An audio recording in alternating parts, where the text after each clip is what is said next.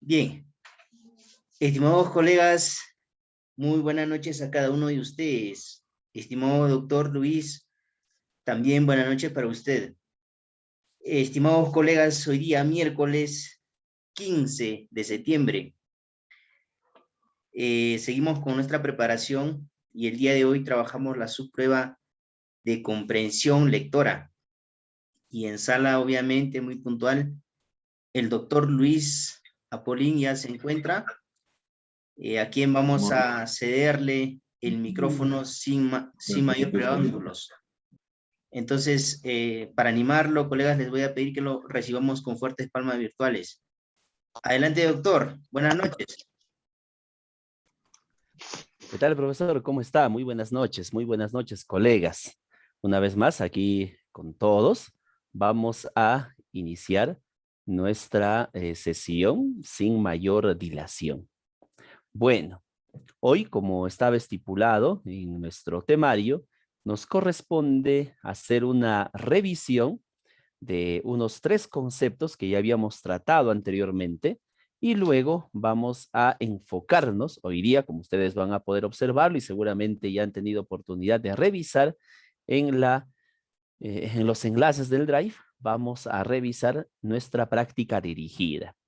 Si el tiempo no es tirano con nosotros hoy, vamos a revisar también nuestra parte de lo que es el examen del año 2019, que fue el último que se dio, como ya hemos estado revisando, creo, en la anterior sesión, ¿no?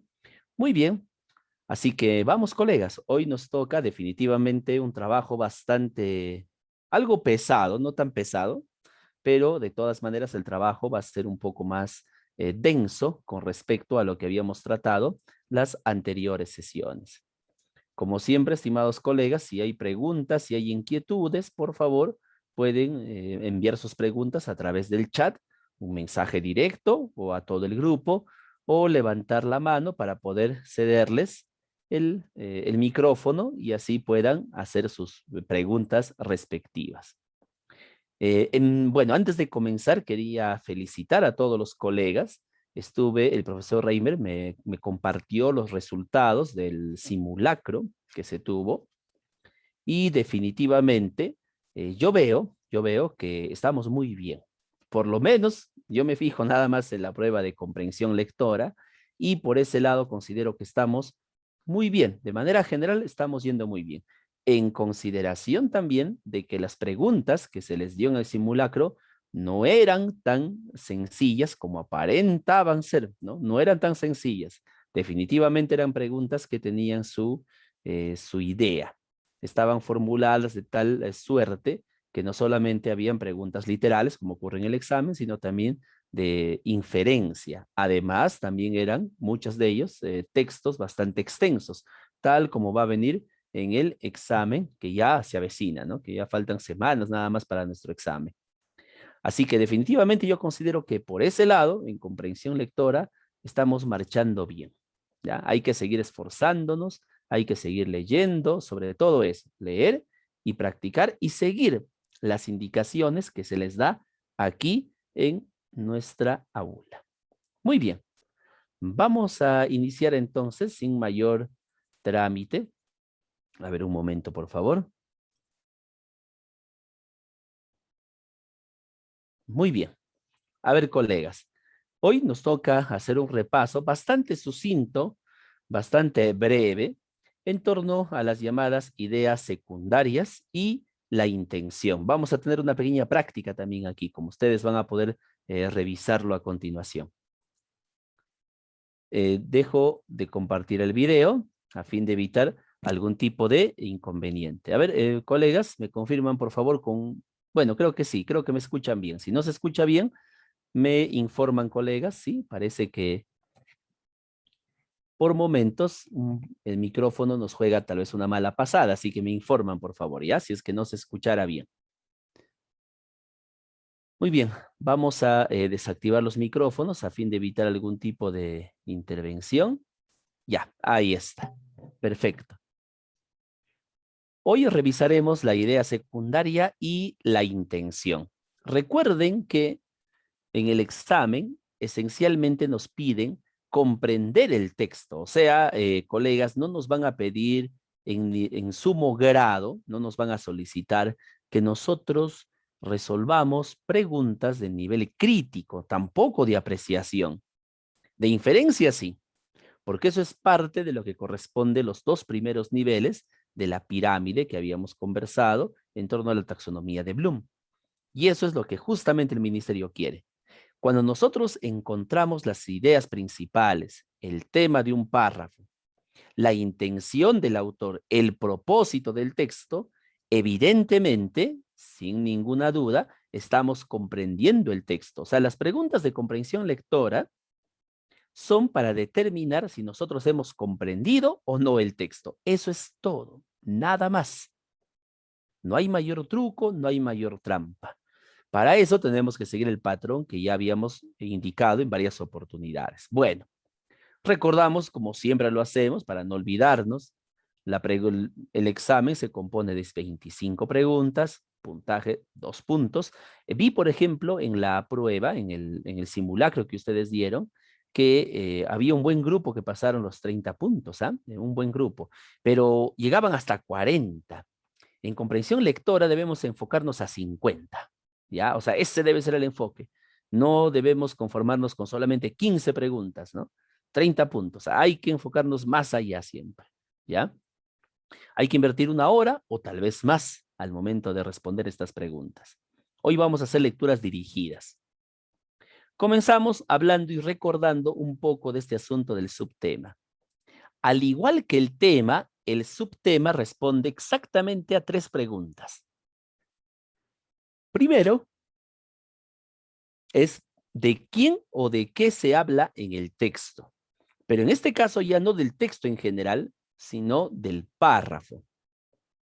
Igual podemos preguntarnos cuál es la causa o el asunto tratado en el párrafo, ya no en todo el texto.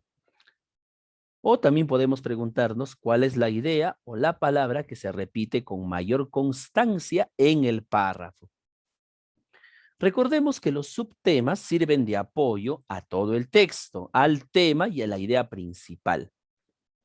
Por lo tanto, si mi tema en el texto, vamos a suponer, es son las obras de José Carlos Mariátegui, los subtemas necesariamente tienen que estar emparentados con ese tema, las obras de José Carlos Mariátegui, pero en cada párrafo. No puede haber no se puede desligar, mejor dicho, una idea de otra. ¿Ya? Listo. Recordemos entonces, para los subtemas, las preguntas son las mismas que para extraer un tema. Exactamente. La única diferencia es que son por párrafos. Para las ideas secundarias, también, todo se relaciona ya no con el texto en sí o con el párrafo que nos dan, con el fragmento de texto que nos dan, sino que se relaciona con los párrafos. En la idea principal yo me preguntaba, ¿qué se dice del tema? En la idea secundaria yo me voy a preguntar, ¿qué se dice del subtema? ¿Qué se dice de aquel tema que se menciona en el párrafo? O puedo preguntarme, ¿cuál es la idea que resume mejor el párrafo? O simplemente me puedo preguntar, ¿qué idea sostiene o afirma el autor en este párrafo? Recuerden que en un fragmento de texto puede haber una mezcla. Es decir, que ese fragmento de texto que nos van a dar en el examen puede comenzar, por ejemplo, con un texto expositivo, pero luego desarrolla o explica o emplea un texto argumentativo. Así que puede haber una mezcolanza de secuencias, pero una de esas secuencias siempre va a dominar, ¿no? A eso se le llama la secuencia dominante. Perfecto. Hoy vamos a revisar justamente en nuestra práctica esa partecita, ¿ya? Muy bien. Y ahora, para recordar este último aspecto, la llamada intención o también el propósito. En el examen, estimados colegas, no se suele utilizar la palabra intención, sino se suele utilizar la palabra propósito, Es decir, que nos van a preguntar, ¿cuál es el propósito de este texto? Recordemos que para extraer la intención o el propósito de la lectura, tenemos que primero averiguar cuál es la idea principal. Si no tenemos la idea principal del fragmento, obviamente no vamos a poder extraer el propósito del mismo y obviamente tampoco la intención. Aquí algunos autores discrepan al respecto y eso yo les había comentado, ¿no? Que hay una diferencia entre intención y propósito. Ya, a ver, colegas, sea cual sea la diferencia de carácter a nivel semántico o a nivel etimológico, es algo que de una u otra manera no va a afectar a nuestra resolución de la práctica. ¿Sí? De una u otra manera, la intención es sinónimo de propósito, lo que el autor quiere saber, lo que pretende lograr ese texto en el lector. En relación, obviamente, a la secuencia dominante, dijimos. Si es un texto de carácter expositivo, probablemente la intención sea describir, caracterizar, mostrar, evidenciar. Si el texto es un texto de carácter de secuencia dominante narrativa, probablemente la intención sea narrar, contar, detallar. ¿Lo ven? Si el texto fuera de una secuencia dominante argumentativa, probablemente la intención o propósito tenga que ver con defender, afirmar, dar su opinión, valorar, enjuiciar, juzgar. Así que también, como les dije, va a depender mucho de la secuencia dominante del texto. Listo. A ver, colegas, hasta este punto, ¿alguna inquietud, algún detalle, algo que quizás se nos está pasando, se nos está olvidando, que ustedes pudieron revisar?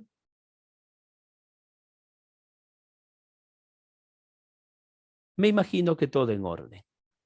Perfecto. A ver, este es un esquema sumamente sencillo para recordar lo que supone el propósito o la intención del autor. Todo propósito o intención del autor tiene que contener la idea principal, ¿ya? La idea principal. Y tiene que comenzar con un verbo, describir, narrar, informar, explicar, detallar, argumentar. Muy bien, perfecto. Profesor, ¿las preguntas sobre tema e idea principal son preguntas de inferencia? Sí, sí, colegas. Por lo tanto, las preguntas de intención o de propósito son también preguntas de inferencia. Sí, sí son preguntas de inferencia, colegas. Por ahí algunos colegas me decían, profesor, hay que revisar más ejercicios de inferencia, de deducción, de conclusión. Ya, muy bien, excelente. Pero colegas, no podemos inferir nada si no ubicamos bien lo que les acabo de mencionar. ¿Vamos a practicarlos? Sí. La anterior sesión incluso les mencioné una especie de estrategia que podemos seguir frente a preguntas de inferencia. Y hoy vamos a continuar con esa estrategia. Y con otras también, si es que el caso se da.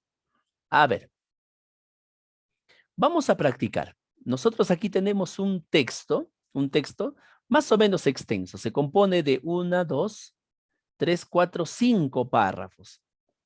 Lo que vamos a hacer en cada párrafo, colegas, es, bueno, leerlo obviamente, y vamos a extraer el tema, ¿ya? El tema, perdón, vamos a extraer el subtema y la idea secundaria de cada uno de estos párrafos. ¿Está bien? Muy bien, a ver, vamos a darnos un tiempo para leer este párrafo y extraer solamente el subtema y la idea secundaria. Pero para hacerlo como un modelo, vamos a hacer el primer párrafo conmigo. ¿Está bien? Listo. A ver, colegas, dice así. Cuando leen, hay que bloquear todo, absolutamente todo lo que está en nuestra mente. Hay que recordar que no hay texto difícil, no existe texto difícil, no hay. Es una mentira que nos han hecho creer. No hay texto difícil. Lo que pasa es que no tenemos quizá entrenamiento en ese tipo de textos. Eso es todo. ¿Se puede lograr la comprensión? No importa qué tan difícil, entre comillas, pueda resultar ser. Sí, por supuesto que sí. Comenzamos. La mayoría de nosotros estamos leyendo más que nunca. Ajá. leer el texto rapidito. Voy a hacer una hipótesis. A esto se le llama hipotetizar. Si ustedes quieren que su lectura sea significativa, tienen que hipotetizar. El texto me va a hablar sobre la lectura. Estoy hipotetizando. Eso ayuda a fijar las ideas, ¿ya? A fijar. La mayoría de nosotros estamos leyendo más que nunca, pero evitamos leer textos muy largos que requieran muchos minutos de concentración sostenida para ir siguiendo un argumento lógico paso a paso o para empatizar con las reflexiones de una persona o para introducirnos en una historia jalonada de detalles y matices. Ojo, según el autor, estamos leyendo más que nunca.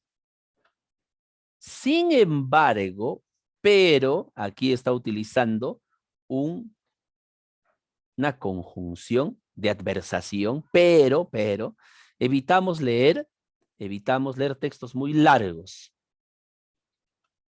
Muy bien. Listo. ¿Por qué razón evitamos leer textos muy largos? Porque requieren muchos minutos de concentración sostenida. Y lo subrayo también. Muchos minutos de concentración sostenida. Listo. ¿Cuál es el tema o el subtema de este párrafo? Bueno, el subtema de este párrafo tiene que ver con la lectura, que las personas leen, ¿no? Listo. La lectura, punto. La lectura. ¿Cuál es el subtema? Que si bien se está leyendo más que nunca, no estamos leyendo textos que involucren muchos minutos de concentración sostenida. Nos aburrimos, falta de práctica, no lo hacemos. Ya está. Ya tengo mi idea secundaria. Ahora sigo leyendo. Estamos rodeados de información que nos asalta a través de las pantallas. Rodeados de información. Así, aunque un ciudadano medio lee el equivalente a una novela al día, en realidad no está procesando una novela, sino fragmentos de diversas novelas sin apenas hilazón. El problema es que, tras la lectura diaria de este rompecabezas del tamaño de una novela, ya no tenemos tiempo ni ganas de leer un libro de verdad. Muy bien. Aquí a las pantallas se refiere, ¿no? A la pantalla del celular, bueno, de la televisión. Muy bien. Perfecto. Estamos rodeados de información, pero a pesar de eso, la información se lee por fragmentos. ¿Cuál es el subtema aquí? Que estamos, bueno, que es, el subtema es la información. ¿Y cuál es la idea secundaria? Que estamos rodeados de información, pero información fragmentada. Listo. Muy bien. Ahora vamos con el siguiente párrafo. A ver, colegas, tenemos 3 párrafos. Les dejo unos, ¿cuánto? Unos 5 minutos. A ver, para que ustedes lean, vamos. Y extraigan lo que les acabo de indicar. A ver, vamos, colegas, 5 minutos.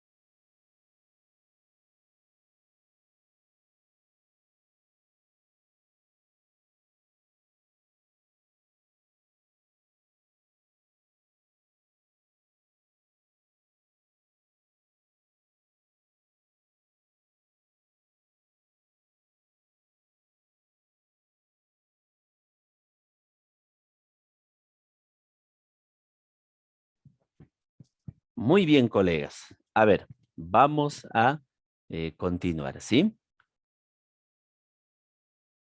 A ver, vamos a preguntar aquí. En el primer párrafo, en 2 o 3 palabras, ¿cuál será el subtema? A ver, por el chat nada más, colegas. A ver, por el chat, ¿cuál será el subtema de este párrafo? Si nos piden sintetizar en 2 o 3 palabras, ¿qué palabras utilizaríamos? A ver, por el chat.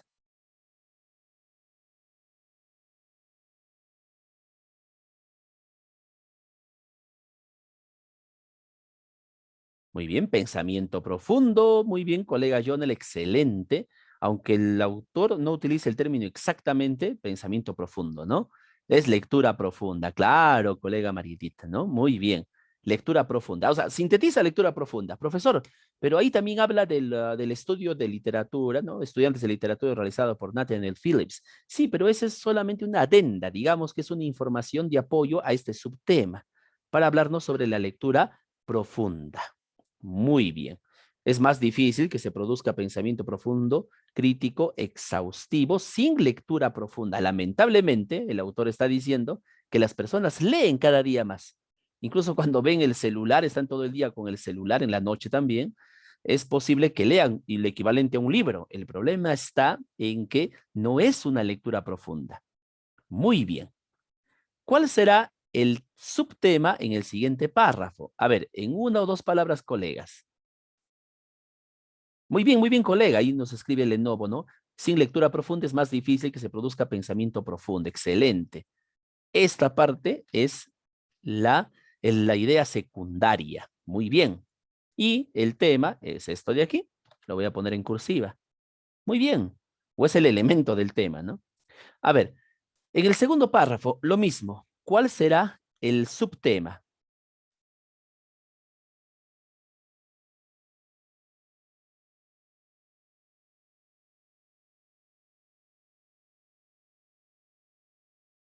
Está un poco más extraño, ¿no? Dirán, profesor, pero no sé, ahí hay pura afirmaciones. Sí, pero esas afirmaciones podemos simplificarlas o entenderlas en 2 o 3 partes. Muy bien. La sobrecarga de información, claro que sí, la sobrecarga de información o el exceso de información. Muy bien. Aquí está. Perfecto. Pregunta, ¿qué se dice de la sobrecarga de información?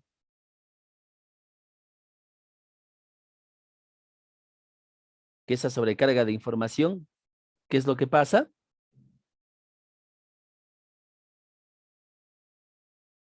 ¿Exige qué cosa? Claro, muy bien, colegas. Exige rapidez.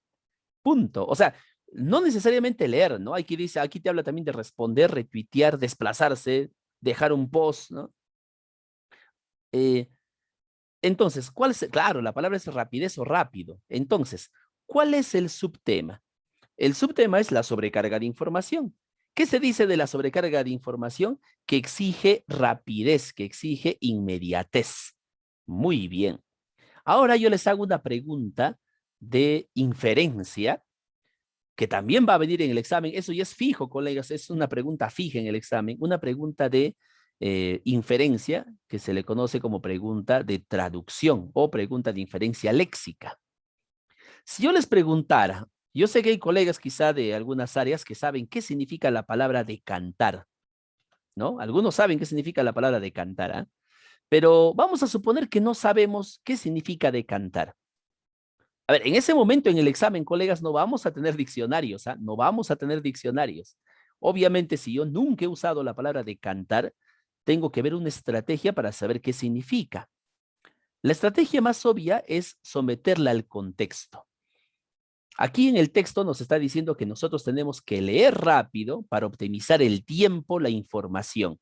Luego el autor remata diciendo, nos decantaremos así, de hecho, por leer información más rápida y destilada por medios de comunicación.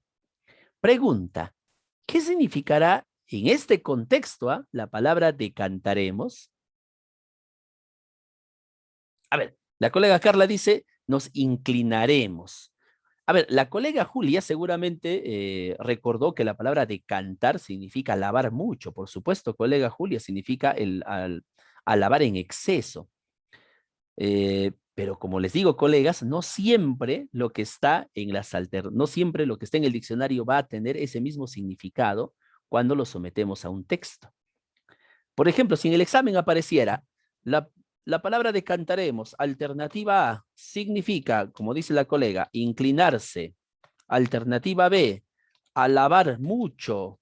Alternativa C, optar. Y la pregunta es, el término decantaremos puede ser reemplazado por dos puntos. ¿Cuál elegiría? Muy bien, la colega Carla me dice, profesor, la C. A ver, ¿ustedes qué opinan? Profesor, es optar, ¿no? Optar. A ver, ¿quién más, colegas? ¿Sí? ¿Están de acuerdo que es optar? Ahí veo que varios colegas han escrito optar. Ya. Ojo, colegas. Lean bien la pregunta conmigo una vez más, ¿ya? El término de cantaremos puede ser reemplazado. No nos están preguntando, ojo, no nos están diciendo, se refiere a, nos están diciendo que lo podemos reemplazar y por tanto, en la oración, si lo cambiamos, no tendría ninguna diferencia. Vamos a hacer la prueba. Lo cambiamos por la C. A ver. Nos optar así de hecho, ¿eso tienes, colegas? Nos optar así de hecho. No creo, ¿ah? A ver, vamos a cambiarlo por la B. Nos alabar así de hecho. Bueno, podría ser, ¿no? Podría ser, nos alabar, pero no tiene mucho sentido. Inclinarse o nos inclinamos. Así de hecho, por leer información más rápida y destilada por medios de comunicación. ¿Cuál se ajusta mejor al reemplazo? ¿Cuál se ajustará mejor? A ver. Aquí nos están pidiendo reemplazo. Obviamente la A. Claro que sí. Y efectivamente, en el contexto, la palabra decantarse, colegas, tiene ese sentido. O sea, nos inclinaremos, tendremos mayor afinidad hacia eso. Ese es el término decantar. Si ustedes han buscado en el diccionario, van a buscar que decantar significa lo que indica la colega, alabar en exceso algo. Eso significa. Pero hay que entender las cosas siempre en su contexto. ¿Ya? Por ejemplo, si nos preguntaran el término destilada, a ver, vamos a probar, destilada, aquí está destilada, ¿no? Por medios de comunicación. El término destilada puede aludir a, ojo, cuando dicen aludir, ya no nos están pidiendo reemplazar, solamente nos piden, o sea, ¿a qué se refiere más o menos? Por ejemplo, manoseada, refinada o agua. Bueno, agua destilada, ¿no? A veces ponen cosas así como para confundirnos, ¿no? Agua destilada, dicen. Pero a ver, y destilada por medios de comunicación. ¿Con cuál será? ¿Con cuál lo empataremos mejor? Nos dicen ahí los colegas, claro, destilada quiere decir manoseada, eso es cierto. Pero por el contexto no podría aludir a manoseada, no información manoseada por medios de comunicación. Así que la opción que me queda es refinada, ¿no? Por lo menos en ese contexto. Muy bien, ojo, hay que tener también en cuenta el nivel del lenguaje. O sea, puede ser que destilada signifique manoseada, eso es cierto, puede ser, pero por el contexto no encaja, ¿no? ¿Se han dado cuenta que no encaja? En cambio, refinada nos da la idea de que se está haciendo más ligera, más comestible, más digerible la información, ¿ya? Muy bien. Esto va a depender mucho del contexto, colegas. Va a depender muchísimo del contexto, va a depender muchísimo de las oraciones antecedentes y precedentes, de esos elementos. A ver, todo ello, ya, claramente, estas dos palabritas nos dan a entender, ¿no? Este adverbio y este pronombre nos dan a entender que lo que viene a continuación es la conclusión. Todo ello supone la antítesis de la reflexión y el adiestramiento del sentido crítico. En otras palabras, colegas, escuchen con mucha atención, les doy un truco. Esto sí es un truco. Cuando ustedes estén en el examen y encuentren, en otras palabras, o sea, es decir, mejor dicho, vale decir, vale aclarar o cualquier otro tipo de conector aclarativo, lo que viene a continuación es la idea principal. Ya, eso es un truco que nunca falla. Una vez más, colegas, cuando ustedes estén en el examen y encuentren cualquiera de estas palabras que acabo de destacar, lo que viene a continuación es una idea principal. ¿Por qué, profesor? Porque lo que el autor quiere aclarar, lo que el autor intenta aclarar, siempre son cosas que considera que son importantes. Eso es simple lógica. Y estos conectores son justamente de esa calidad, o sea, son aclarativos, aclaran una acción. Y yo aclaro lo que considero que es importante que alguien conozca. Por ende, si ustedes encuentran cualquiera de estos conectores, lo que viene a continuación es una idea o es la idea principal del texto y se acabó. A ver, en otras palabras, dejamos de consumir más cultura que antes, a pesar de que consumimos más información. Ahí está, esa es la idea principal. Eso resume todo lo que el texto ha querido decir. Que no consumimos cultura, ¿no? Ya no consumimos más cultura que antes, a pesar de que consumimos más información. Solamente nos informamos, pero no nos cultivamos, no realizamos lecturas profundas. Profesor, en el ministerio piden que nosotros hagamos lecturas profundas. En realidad, colegas, para el examen que nos dan a nosotros, les digo que no, en realidad no. O sea, yo lo veo, reviso la información y efectivamente no es una lectura profunda, no lo es. Solamente es una lectura de información para medir qué tan bueno eres buscando y extrayendo información. Eso es todo lo que mire. Imagínense que el ministerio nos dé textos donde exijan una lectura profunda. Ni siquiera lo he podido ver cuando se trata de textos de carácter de especialidad. Por ejemplo, en el área de comunicación también nos dan puro texto, pero veo que no son textos de lectura profunda, en absoluto, no lo son. Todos tienen mecanismos bastante simples y sencillos de describir. Muy bien, en un nivel de comprensión literal, ¿no? Perfecto. Muy bien, colegas, ¿alguna inquietud, alguna duda, algún agregado quizá? ¿O algo que quisieran comentar? Porque ahora sí vamos a entrar a nuestra práctica dirigida. Tenemos unos buenos 6 textos o 7 textos, creo, ¿no? Que revisar hoy día. A ver. Ninguna, colegas, ¿no? Ya, muy bien. Creo que quedó bastante claro.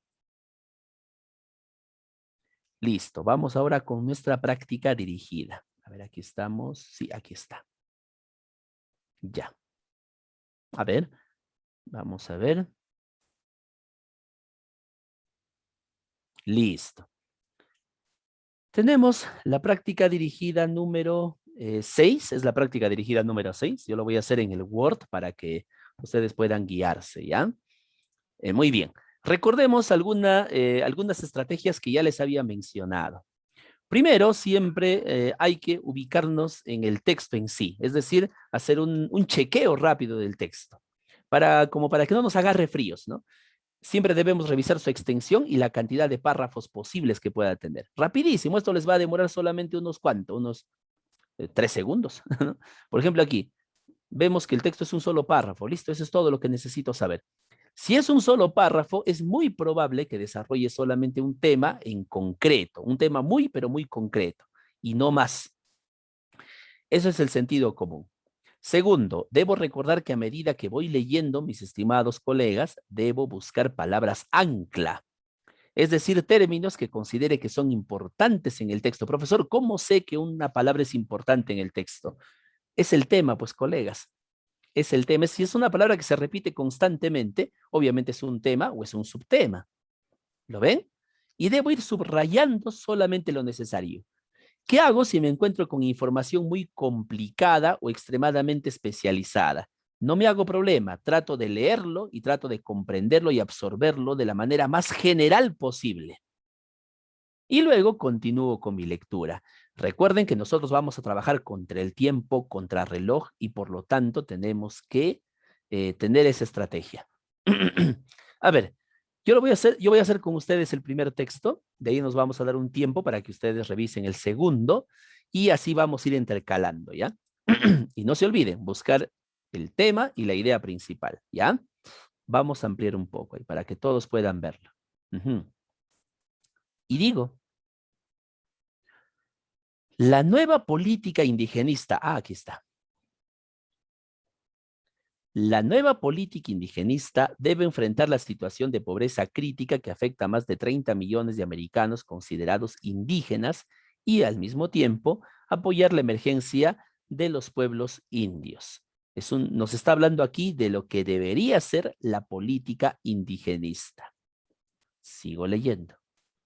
Este planteamiento, el que ha mencionado aquí, que enfrentar la situación de la pobreza eh, de los americanos considerados indígenas, este planteamiento es coincidente con los insólitos cambios que hoy afectan al mundo y América Latina y se enmarca en el amplio proceso de reacomodo y redefinición de los nacionalismos. A ver, se enmarca en el amplio proceso de reacomodo y redefinición de los nacionalismos, ocasionado por el resurgimiento de antiguos pueblos que reivindican su identidad étnica y su tradición cultural. Pueblos que reivindican su identidad étnica y su tradición cultural, como bases irrenunciables de su existencia y de sus relaciones con los demás pueblos. Por ello, miren, esto me da a entender que es lo que viene a continuación, es una conclusión. Y cuando es una conclusión, probablemente sea la idea que resume todo el texto. Por ello, toda acción debe ser orientada a facilitar y tender puentes de diálogo a la emergencia de los pueblos indios. Tender puentes de diálogos a esa emergencia de los pueblos indios de América, en base a crear nuevos vínculos de entendimiento entre los grupos étnicos, para poder crear vínculos de entendimiento. El Estado y los demás sectores. Como objetivo estratégico, lograr que los propios pueblos indios sean los agentes de su desarrollo. Muy bien. Los propios pueblos indios sean agentes de su desarrollo y de su articulación con los otros componentes de sus respectivas sociedades nacionales. Muy bien. De desarrollo y articulación. De esta manera podrán esos pueblos indios contribuir al desarrollo integral, a la consolidación de las sociedades pluriculturales. De esta manera, o sea, esa manera de conclusión también, y multilingües, ampliar el espectro de la democracia y a mejorar su nivel de pobreza crítica. Muy bien. Lo que hago entonces, antes de ver las preguntas, es un reacomodo inmediato de lo que acabo de leer. El texto me está hablando de las políticas indigenistas. Estas, en América Latina y en el mundo, se enmarcan en un amplio proceso de reacomodo y redefinición de los nacionalismos, ya que los pueblos buscan reivindicar su identidad étnica y su tradición cultural. Por esta razón, a manera de conclusión, se tiene que tender puentes de diálogo a la emergencia de estos pueblos, para crear así vínculos de entendimiento. Estos pueblos, por esa razón, deben ser agentes de su desarrollo y de su articulación con otros elementos. Muy bien. ¿De qué me ha hablado el texto? Bueno, me ha hablado de una política indigenista, que en estos tiempos es sumamente necesario. Listo. ¿Para qué? ¿Para qué es necesario? Para que los mismos pueblos logren ser agentes de su desarrollo, salgan de su pobreza y sean ellos mismos quienes articulen sus componentes con otros elementos de la nación. ¿Lo entendí el texto? Perfecto. Ahora, recién ahí, una vez que acabo de hacer mi retroalimentación, una vez que acabo de comprender el texto en su totalidad, eso no me va a llevar, colegas, más de 5 minutos, ¿ya? Si lo leo en silencio, más de 5 minutos no les va a llevar. Voy a las preguntas. No cometan el error de irse de frente a la pregunta 3, 4. No, háganlo en orden. Háganlo en orden. 1. ¿Cuál de los siguientes es el mejor título para el texto leído? Ya, el profesor me dijo que definitivamente el título tiene que tener el tema. ¿Y cuál es el tema, profesor? El tema es política indigenista. O sea, cualquier título que yo elija debe tener la palabra política indigenista o algo que se le parezca o que sea extremadamente similar. Tengo aquí. Aquí no. Aquí no. Creo que la respuesta es bastante obvia, ¿no? Ya, ahí está. Ven, colegas, o sea, es simple, no hay nada del otro mundo, ni para dudarlo.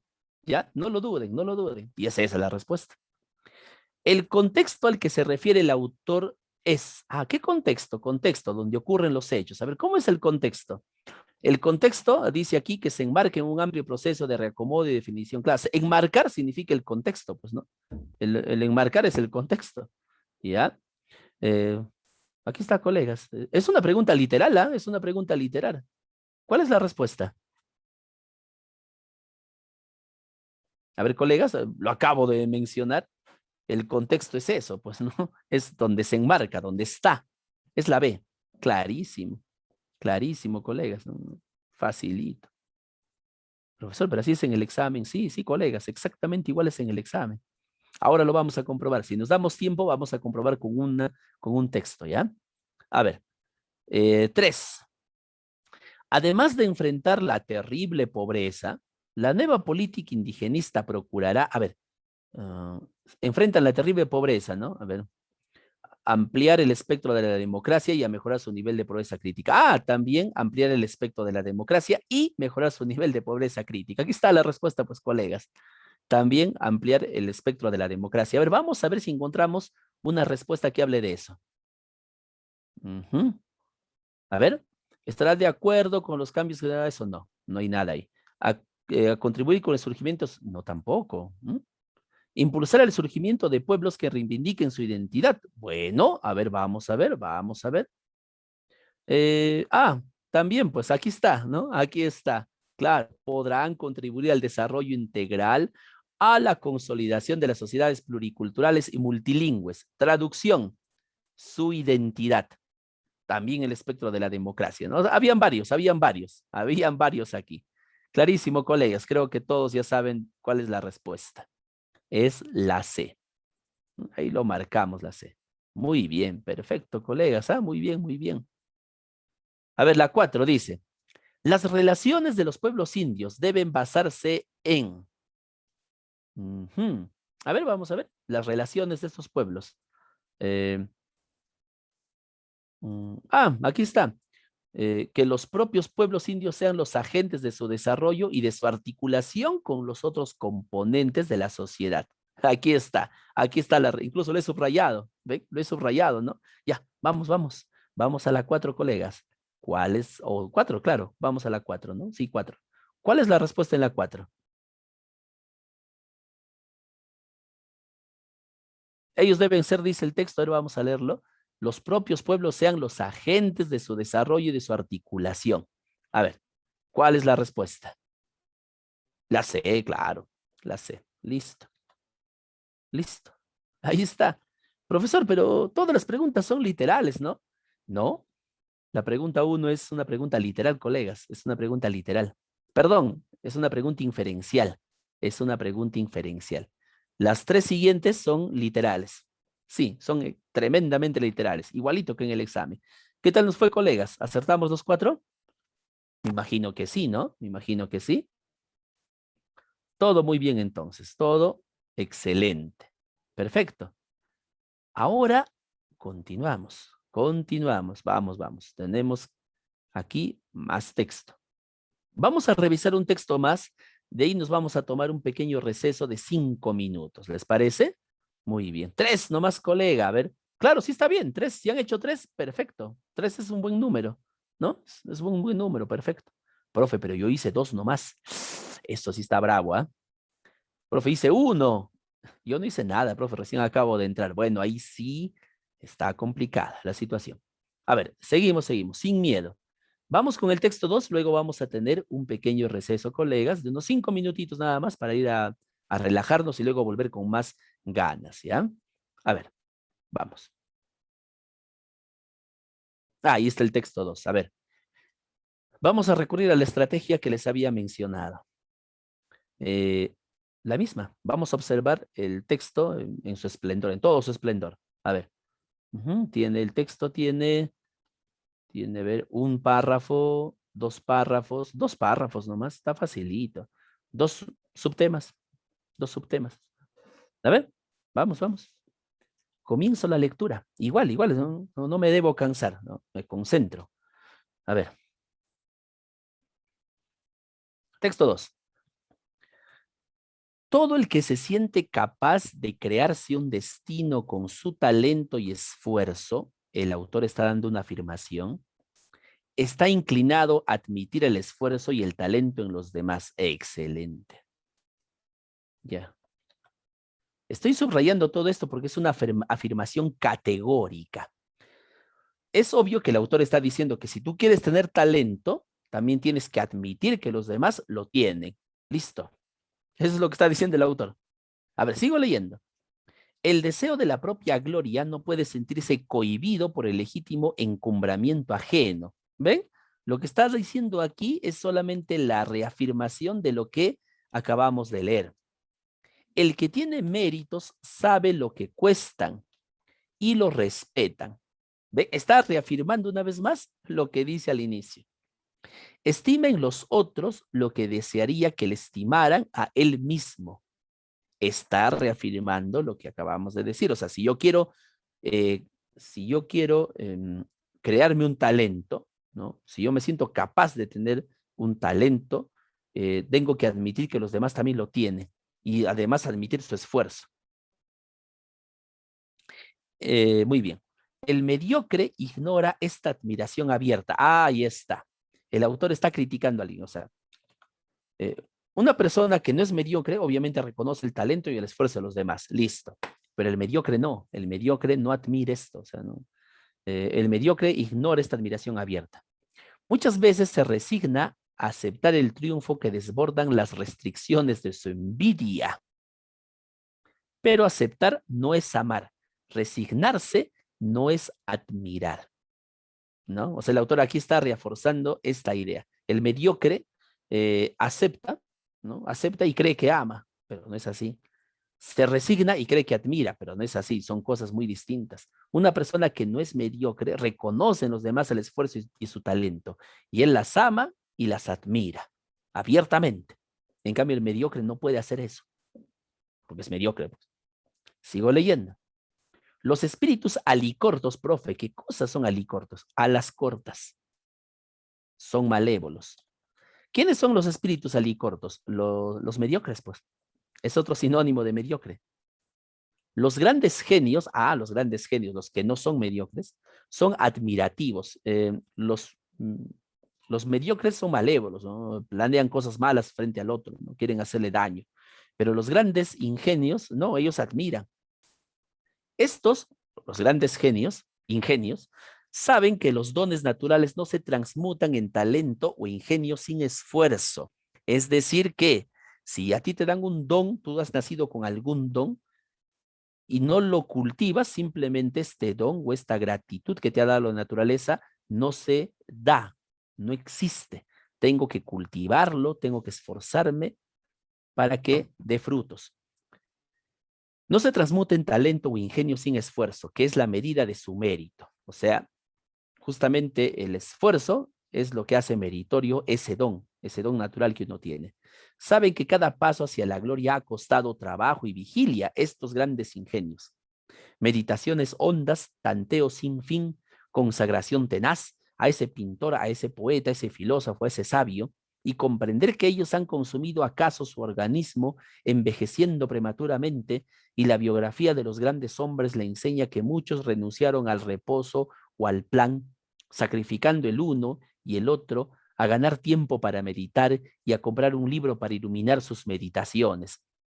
Todo esto nos está indicando o nos está mostrando los grandes esfuerzos que hacen esas almas, ¿no?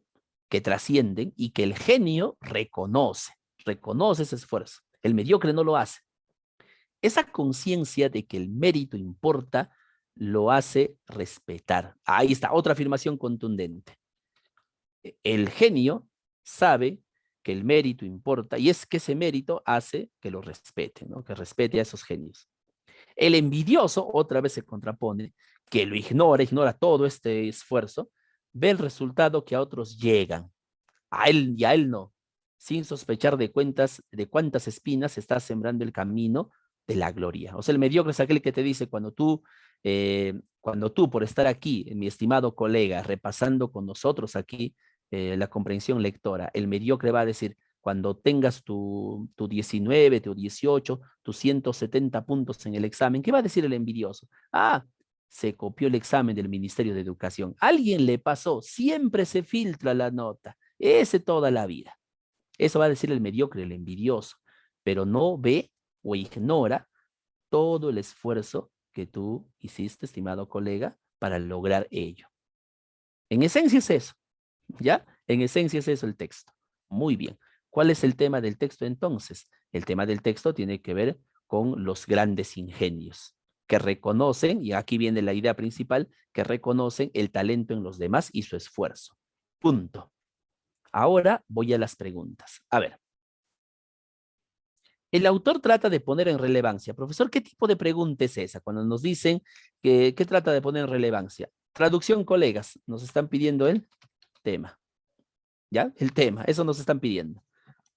Lo más importante. A ver, colegas, ¿cuál es la respuesta en la 5? A ver.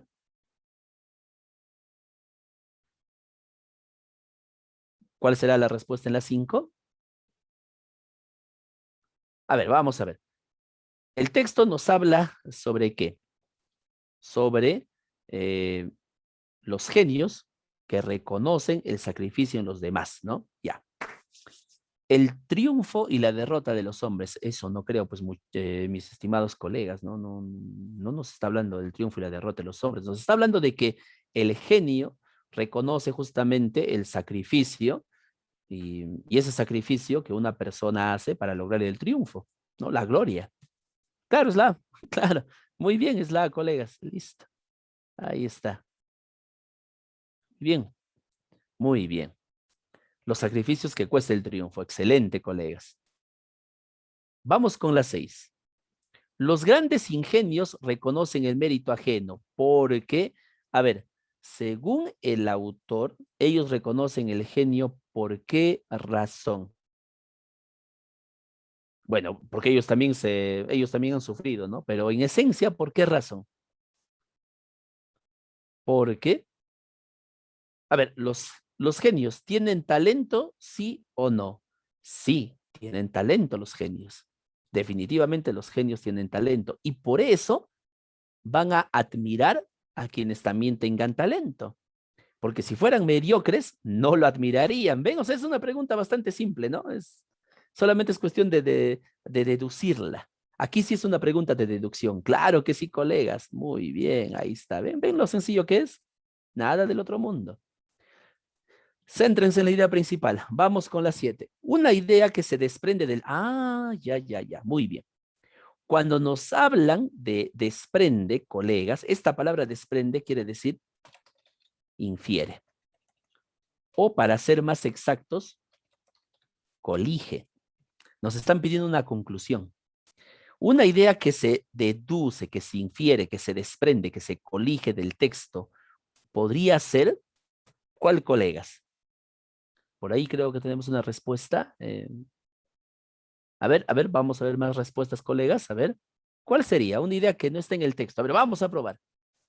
El que tiene talento admira el esfuerzo ajeno. Esto está en el texto. Es una pregunta literal. Aquí nos están pidiendo una inferencia. Así que esta no puede ser. Esta no es. Porque eso está en el texto. El nacimiento determina el talento de cada... No, para nada. El autor dice todo lo contrario. No, cada quien se esfuerza para lograr. No es suficiente con nacer, ¿no? Y la C. La posesión del talento no implica llegar a la gloria. Claro, miren, colegas, miren. A ver, vamos a verlo, ¿ya?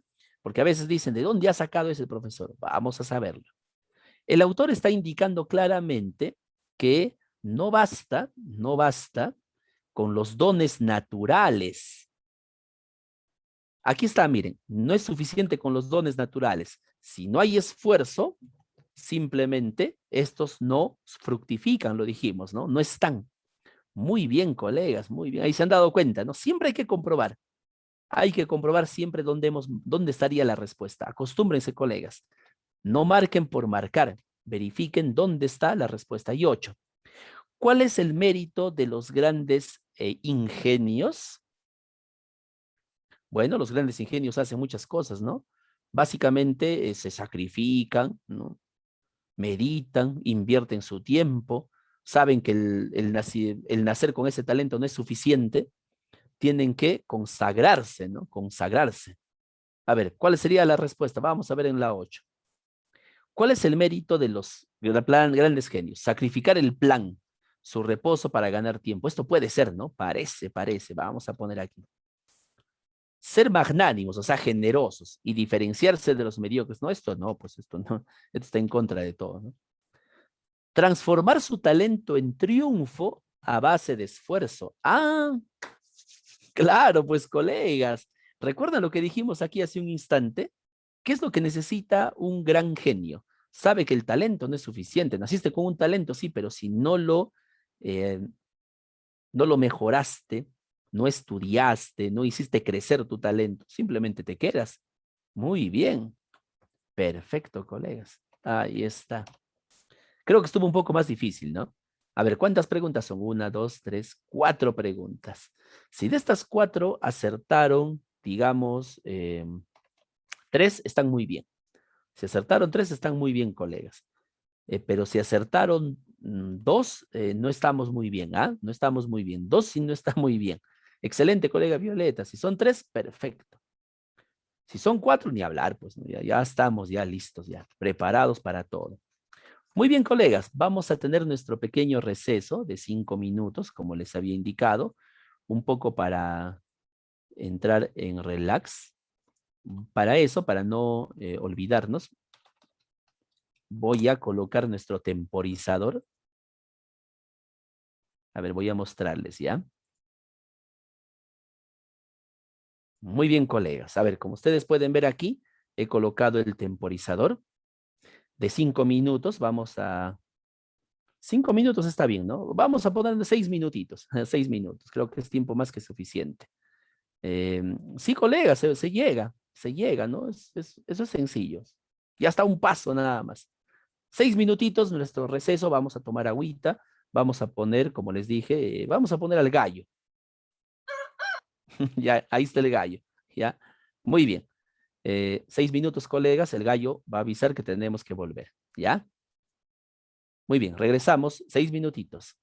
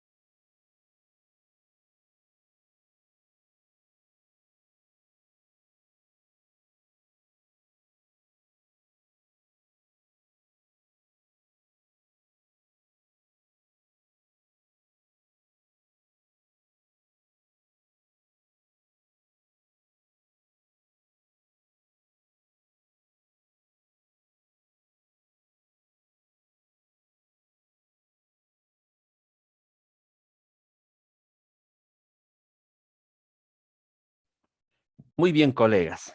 Tuvimos, muy bien, colega Marisol, tuvimos un receso de 6 minutitos, ya que estábamos haciendo lectura, y habíamos puesto un temporizador para no olvidarnos que tenemos que regresar, ¿ya? Muy bien, eso era lo que estaba usted observando en la pizarra, en la pantalla. Bien, vamos a continuar, ¿ya? Compartimos entonces nuestra práctica dirigida. Estábamos revisando la práctica dirigida. Ya habíamos respondido hasta la pregunta 8. Detenemos el video. Vamos. A ver, vamos con calma.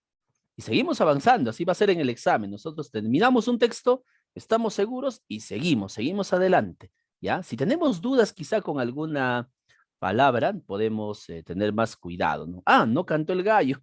Parece que no, colega Loren. No le puse el audio, creo, se me olvidó. Pero a buena hora, si no se hubieran quedado sordos, tal vez, ¿ya? Estuvo fuerte el gallo. Bueno, la próxima será. Bien, vamos por aquí, vamos. A ver, tenemos el texto 3. Habíamos respondido ya hasta la pregunta 8, aquí estaba. Vamos, seguimos con la estrategia. Hay que capturar, hay que tomar palabras ancla, palabras base que nos sirvan para la lectura. Texto 3, listo. A ver, primero, inspeccionamos rápidamente, rapidito, 3 segundos. 1, 2, 3, 4 párrafos. Ah, las ideas quiere decir que están bastante dispersas, pero eso no quiere decir que no haya un solo tema. Debe haber un solo tema, pero tenemos 4 subtemas. Ya, vamos, a ver, sin miedo, empezamos. El reciente y rápido desarrollo de las ciencias sociales, impulsado por la misma crisis del mundo contemporáneo, permite plantear adecuadamente y solucionar problemas que antes parecían insolubles. Muy bien. El texto hasta aquí nos está hablando de las ciencias sociales y cómo este rápido desarrollo ha logrado solucionar problemas que antes parecían insolubles. La guerra, los prejuicios sociales, la delincuencia son, entre otros, algunos de los fenómenos de la vida social que comienzan a ser afrontados científicamente. Estos problemas, esto de aquí está hablando de estos problemas, que son ejemplos. Profesor, ¿los ejemplos se subrayan? No, jamás. No subrayen ejemplos, solamente les va a marear.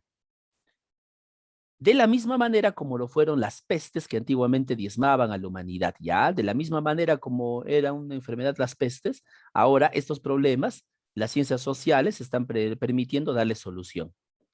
Tal es el fundamento de la esperanza contemporánea en lograr lo que hace siglos se consideraba una utopía, es decir, solucionar a través de el rápido desarrollo de las ciencias sociales, eliminar estos problemas que antes parecían imposibles de terminar.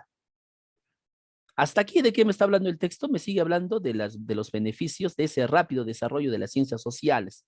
Ya está, ahí está. Aunque aquí no lo dice literalmente, si ustedes se dan cuenta, no dice ciencias sociales, yo puedo inferir que este texto es un ejemplo que me sirve de soporte a lo anteriormente dicho. Sigo leyendo, si se han percatado no he subrayado nada. ¿Por qué razón? Porque solamente es repetición de lo anteriormente dicho, más un ejemplo. ¿Que nos puede servir? Sí, y lo vamos a utilizar seguramente. Así, por ejemplo, y continúa con el ejemplo, se pone en duda la antigua convicción del carácter innato e indomable del impulso. Siempre ha habido guerras y siempre las habrá, ¿no? Esta idea se pone en duda, según el autor. ¿Por qué? Porque las ciencias sociales ahora permiten plantear y solucionar estos problemas que antes parecían insolubles o eran una utopía. Es decir, que no se podían responder, ¿no? Que eran imposibles. La psicología, la sociología, la antropología cultural, al precisar las condiciones determinantes o causas de tal impulso, nos ofrecen la posibilidad de hacerla desaparecer mediante el uso de técnicas que de su conocimiento derivan. Estas ciencias que no necesariamente, estas ciencias que son ciencias sociales, según el autor, estas ciencias sociales permiten ofrecer posibilidades de hacerla desaparecer. ¿Hacer desaparecer qué? Esos problemas. Si se dan cuenta, hasta aquí, colegas, está diciendo exactamente lo mismo que está aquí, solamente que lo está poniendo en ejemplos y está planteando o ampliando la idea. Nada más, nada más. Frente al optimismo creador de un sector de la humanidad liderado por la ciencia, específicamente la ciencia social, ya lo acabamos de ver, se alzan, sin embargo, las voces. Sin embargo, este de acá me da a entender que lo que viene seguramente es una oposición. O sea, a pesar de que hay optimismo por este asunto de las ciencias, hay voces de los guardianes de milenarios mitos que anuncian la regresión de la historia a épocas brutales y despiadadas. O sea, a pesar de todo ese optimismo que las ciencias sociales van a desaparecer, esos problemas que parecían imposibles, hay quienes dicen que no, que el hombre va a volver a épocas brutales y despiadadas. Solo un argumento podría callar sus voces. O sea, para aquellos que critican, hay una cosa que podría simplemente eliminar lo que ellos piensan. La cristalización del deseo del sector optimista. ¿Y cuál es la cristalización del deseo del sector optimista? Acabar con todo, pues, acabar con todo lo que está aquí, con todos estos problemas, ¿no? A través del rápido desarrollo de las ciencias sociales que permiten justamente acabar con esos problemas. Eso acabaría con los que critican esa posición. A ver, seguramente se han dado cuenta que la palabra cristalización puede aparecer en las preguntas, ¿no? Se han dado cuenta, seguramente, lo han sospechado, seguramente lo han sospechado. Es posible. Es posible que cristalización. ¿Qué se entiende por cristalización en este contexto? Que ese deseo se haga realidad. Listo. ¿Dónde está la idea principal, colegas? Aquí, ahí está, clarísimo en el primer párrafo. Es un texto argumentativo, el autor está planteando una postura y la está defendiendo con tesis. Muy bien. A ver, 9. Dice, ¿qué es lo que antiguamente se consideraba algo imposible de realizar? Bueno, lo que antiguamente se consideraba, de la misma forma como lo fueron las pestes que antiguamente disbaban la humanidad. Es una pregunta literal, colegas. ¿Cuál es la respuesta? Es literal la pregunta, lo acabo de ver, ahí está, ustedes mismos lo han visto. ¿Cuál será la respuesta? La A. Muy bien, es la A, sin duda alguna. Es la A. Es pregunta literal, ¿no? Está ahí, pues. Vamos con la 9. La 10. El desarrollo de las ciencias sociales se alentó por, o sea, ¿por qué razón hubo un gran desarrollo en las ciencias sociales? Bueno, eso lo dice al inicio. A ver, vamos a leerlo. Vamos a leerlo. El reciente y rápido desarrollo de las ciencias impulsado por la misma crisis del mundo contemporáneo. Bueno, ahí está. Es una pregunta literal. Es pregunta literal. ¿Cuál es la respuesta, colegas? Ahí lo dices, hay un mundo en crisis, hay un mundo en crisis. Es la C, muy bien, colega John. Álgida significa crítica, también significa muy frío. Muy bien, es la C, perfecto. Muy bien, colega, es la C. Vamos con la 11. Según lo leído, la expresión siempre ha habido guerras y siempre las habrá. Bueno, eso lo dice un sector pesimista, ¿no? Un sector pesimista lo dice, ¿no? ¿Qué indica? ¿Qué indica? A ver. Pero aquí nos dice qué indica. O sea, ¿qué señala? ¿Qué da a entender esa frase? Esa frase qué da a entender que siempre ha habido guerras y siempre las habrá. ¿Por qué razón, según esa frase, siempre ha habido guerras y siempre las habrá? ¿Por qué? Porque es algo que el hombre siempre va a hacer. ¿Eso qué significa, colegas? A ver, ¿quién me responde? ¿Quién se da cuenta? A ver, vamos a ver. Esa frase indica la imposibilidad de lograr una sociedad perfecta. Bueno, puede ser, puede ser. Pero acá hay algo más. ¿Por qué siempre ha habido guerra y siempre las habrá? ¿Quién hace la guerra? Profe, el hombre. Claro, el hombre. Muy bien, colega Violeta. Eso indica que la guerra es algo innato en el ser humano. Ahí lo dice en el texto, ¿no? O sea, esos negativos siempre opinan de que efectivamente eso es algo innato en el ser humano y por tanto siempre ha habido guerras y siempre las habrá. Es algo que está dentro del hombre. El carácter ingénito significa innato del impulso agresivo, ahí faltaría completar, ¿no? En el ser humano. Listo.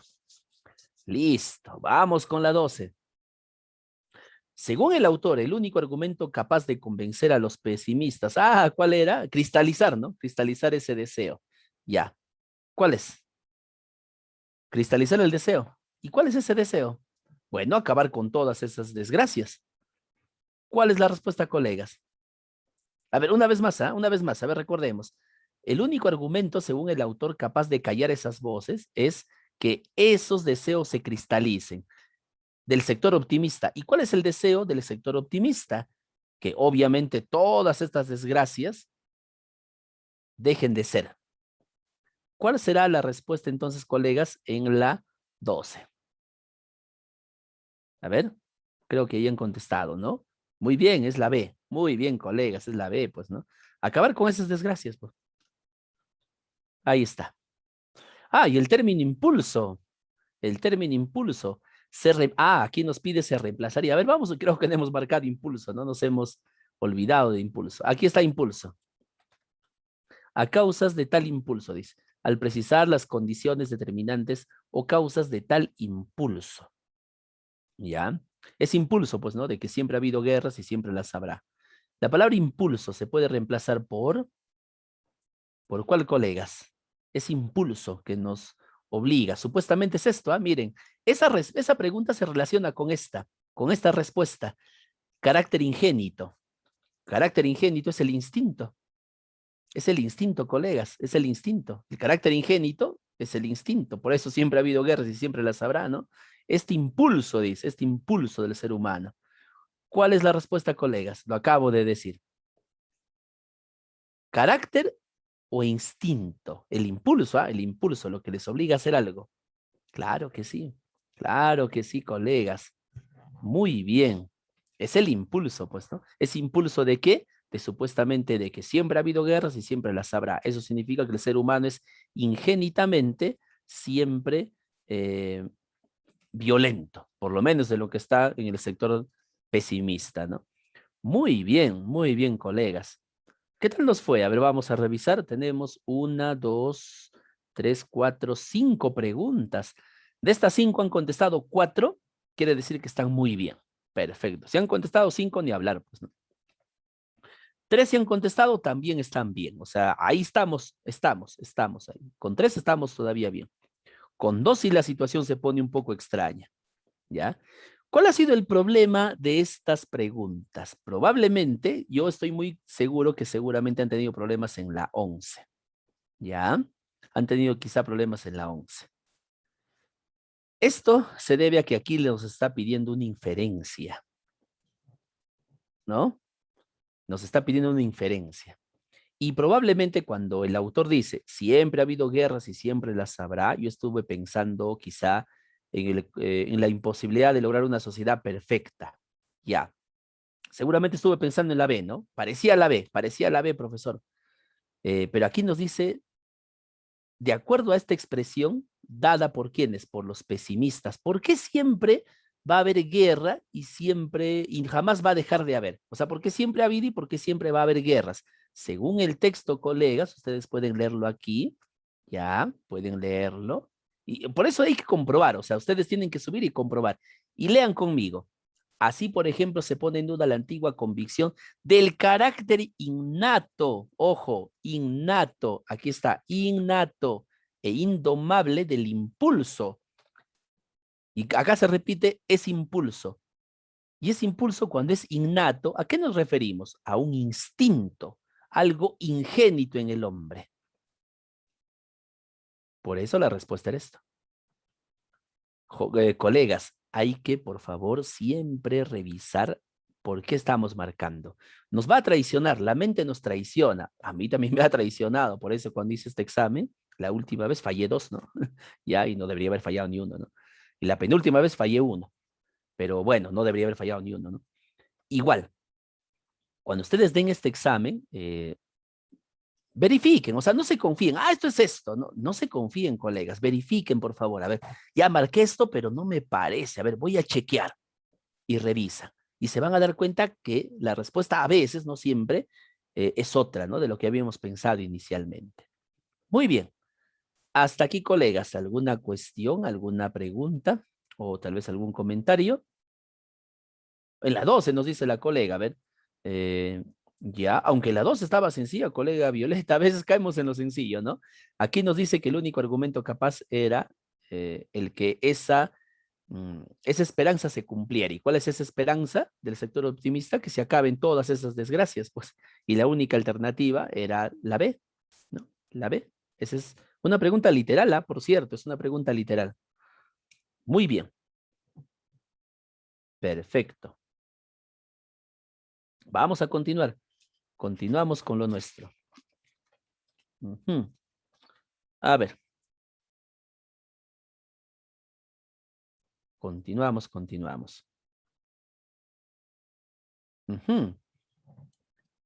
Seguimos. Estamos con el texto 4. A ver. Vamos a ver. ¿Qué dice aquí el texto 4? Igual, seguimos con la misma estrategia. Revisamos rápidamente. A ver. Un párrafo tremendo y un párrafo pequeño. ¿Ah? Bueno, debe haber dos ideas. Listo. A ver. Continuamos. Una de las características de la cultura andina, que llama nuestra atención es su mundo religioso, el mundo religioso de la cultura andina, conformado por un sistema jerárquico de divinidades católicas y andinas, cuyas posiciones sociales son similares a la de los hombres y están regidas según categorías sociales y espaciales como indio, mozo, Hurak, Shuika y Hanan, Urin y Chaupi. Interesante. Una de las cosas que llama la atención de la cultura andina es su mundo religioso que está jerarquizado, al igual como ocurre con los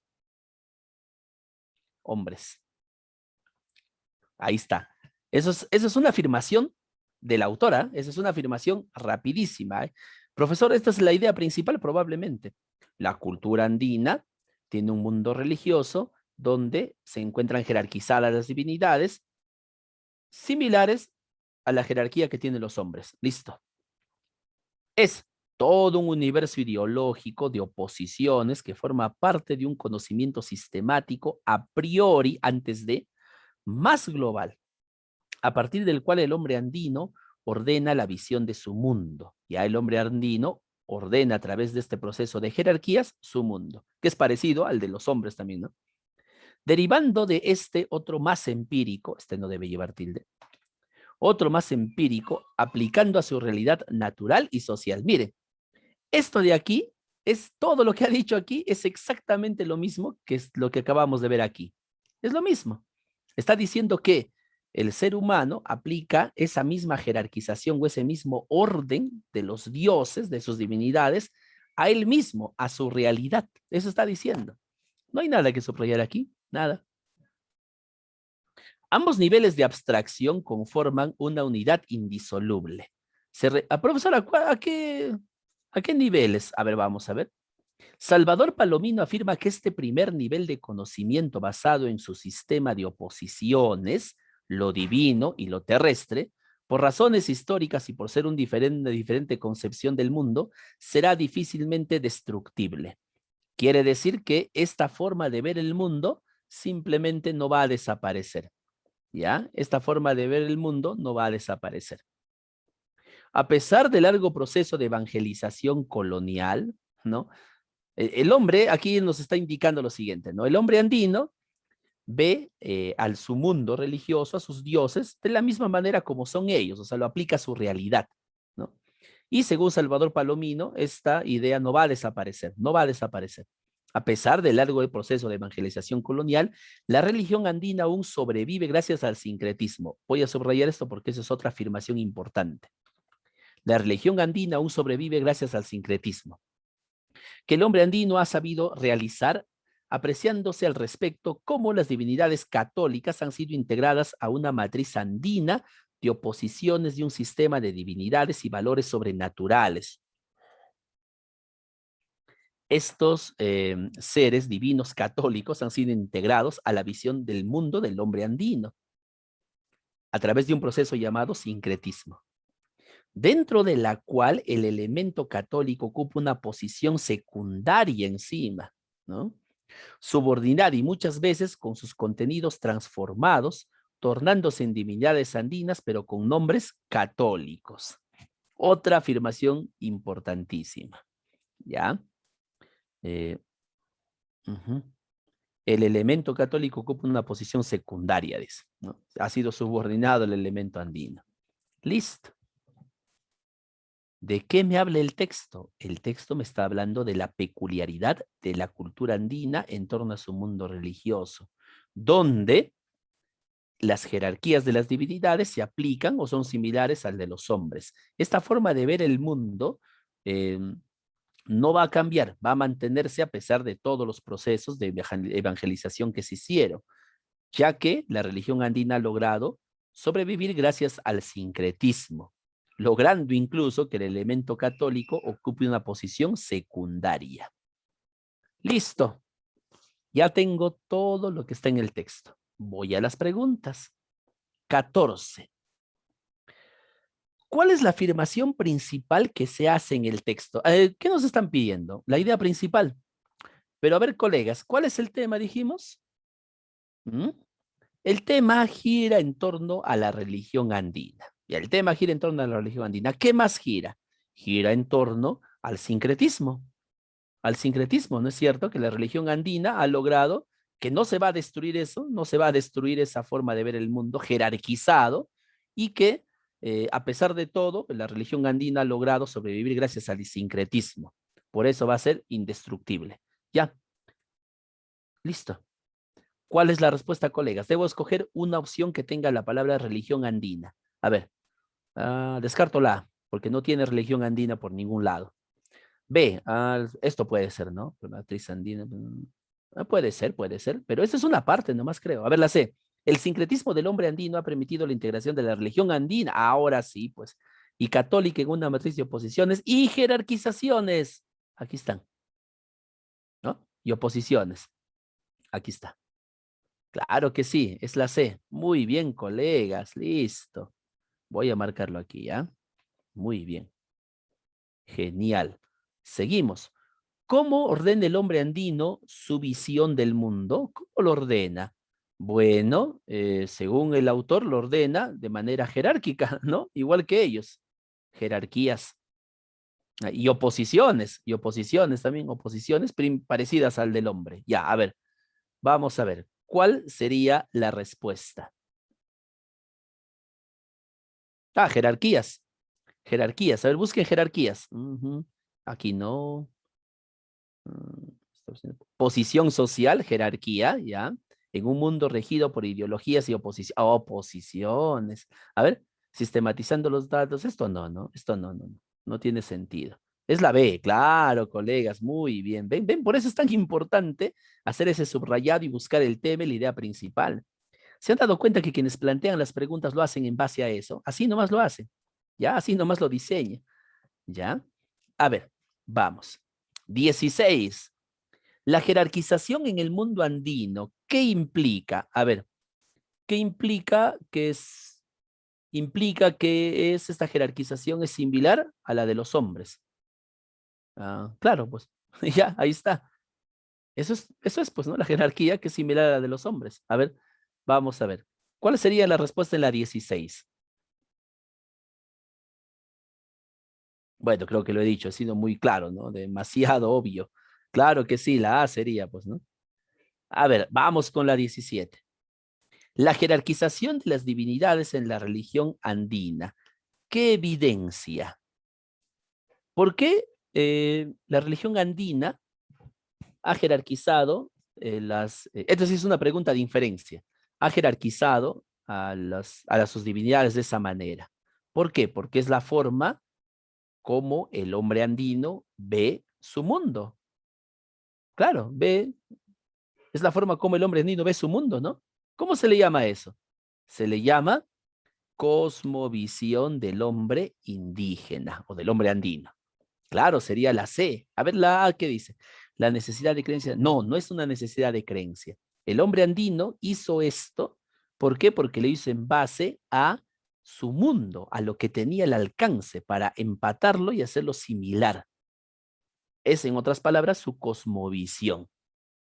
Muy bien, muy bien. ¿Pero hay una más? A ver, vamos. No, ya no hay más. A ver, vamos a ver. Una, dos, tres, cuatro. Cuatro. Ya saben cuáles, ¿no, colegas? Acertaron tres, muy bien. ¿Ya? Se acertaron 4, excelente, ¿no? Y hablar ya. Perfecto, perfecto. Ujú. Continuamos. Continuamos. O ya están un poco cansados, colegas. ¿Ah? Por fin las 4. Excelente, colega Violeta. Muy bien.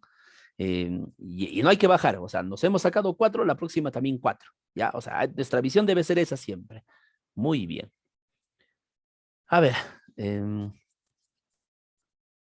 A ver, les comento algo breve ya, colegas, como para un poco entrar en calor, ¿ya? Porque nos falta todavía un par de textos. A ver, les cuento. Estaba leyendo de un empresario norteamericano, no recuerdo su nombre, pero él decía que durante toda su vida una persona normalmente duerme entre 25 a 30 años. O sea, si sumamos todo el tiempo que nosotros dormimos entre 25 y 30 años de nuestra vida. Considerando que vamos a vivir hasta los 80 o 90, ¿no? Y miren la cantidad de años que nosotros nos vamos a pasar durmiendo. 8, 9 horas, ¿no? Y todo ese tiempo es tiempo perdido. Y mencionaba que, bueno, tiempo perdido entre comillas, y mencionaba que está demostrado, y eso es cierto, ya estuve buscando información, que un ser humano necesita entre 5 a 4 horas de sueño profundo, no más, no más.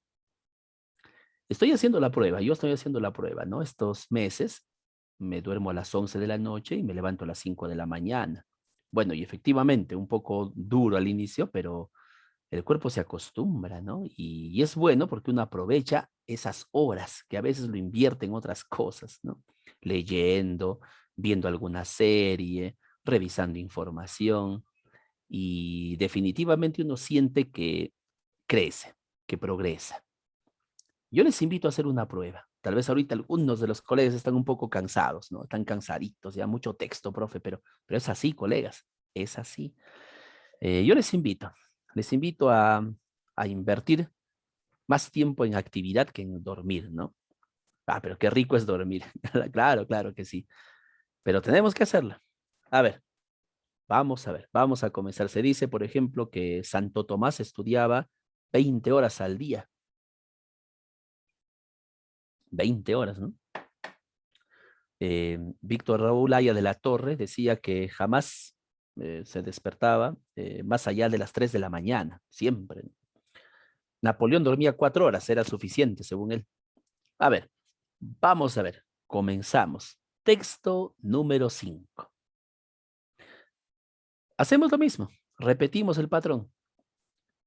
Primero el texto general, a ver, vamos a ver, tenemos un texto de 1, 2, 3 párrafos, un texto bastante breve, parece que no tiene nada del otro mundo, nada que no podamos resolver. A ver, comienzo. Con frecuencia somos testigos de la recargada y torturante labor de los niños en sus hogares para realizar su aprendizaje. Miren, el autor claramente está afirmando algo de forma categórica y contundente. Es un texto argumentativo. Estamos frente a un texto argumentativo, ni más ni menos. Eh, el autor está diciendo que el aprendizaje de los niños es recargado y torturante. ¿Ya? Ahí está, te está calificando de frente.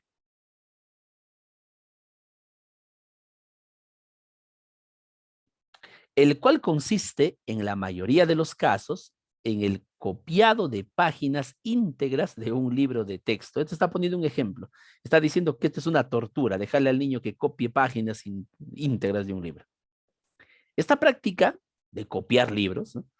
Impugna, a ver, miren, esta palabra está curiosa, impugna, ¿no? Entra en bronca, impugna la finalidad de la educación, proceso en el que los niños, ayudados por el maestro, dirigen su propio desarrollo. Para el autor, o sea, no importa lo que hayamos leído, colegas, nosotros debemos centrarnos en lo que el autor dice.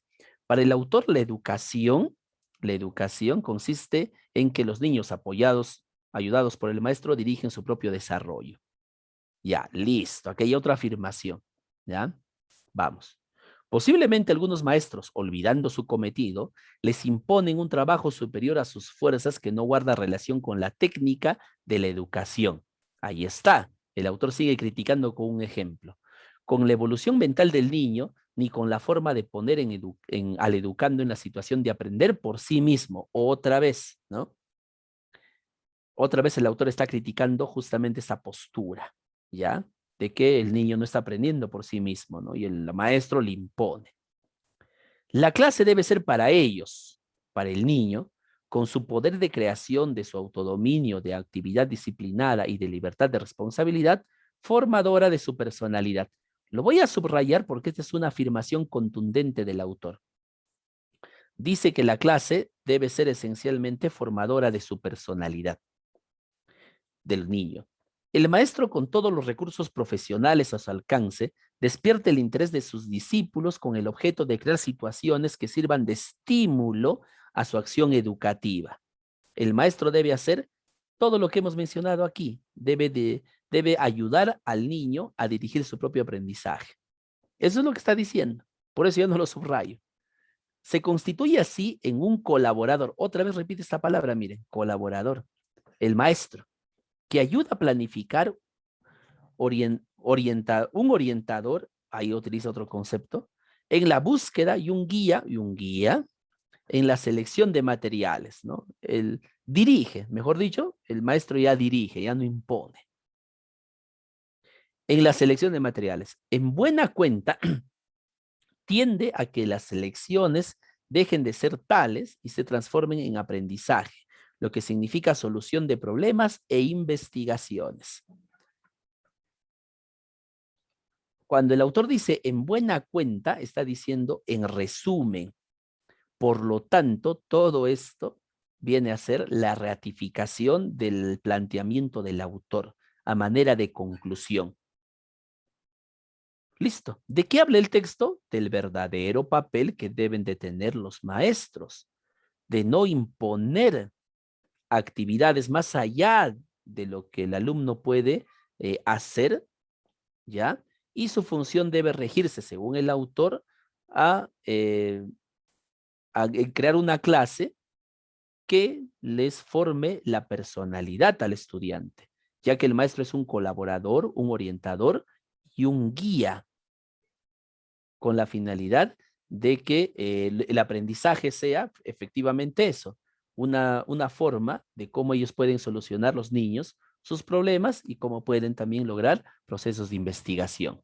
Muy bien, listo. Ahora vamos con las preguntas. Nos quedamos con estas ideas. En nuestra cabecita deben estar todas estas ideas en todo momento. A ver. 18. ¿Qué dice la pregunta 18? Según el autor, la finalidad de la educación es... ¿qué dijimos, colegas? Bueno, la finalidad de la educación es que el niño desarrolle, pues, ¿no? Sus propias habilidades a través de un maestro que sirva de guía, ¿no? A ver, claro, es la C, pues, colegas. Es la C, ¿no? Que el niño endilgue su propio desarrollo con la guía de pedagogo. Ahí está, buenísimo, muy bien. Fácil, ¿no? Vamos, 19. Según el autor, el maestro en un proceso educativo adecuado, según el autor, ¿qué debe hacer? A ver, vamos a ver, ¿qué debe hacer el profesor? Ajá. Copiar las páginas, no creo, ¿no? Ujú. Mm.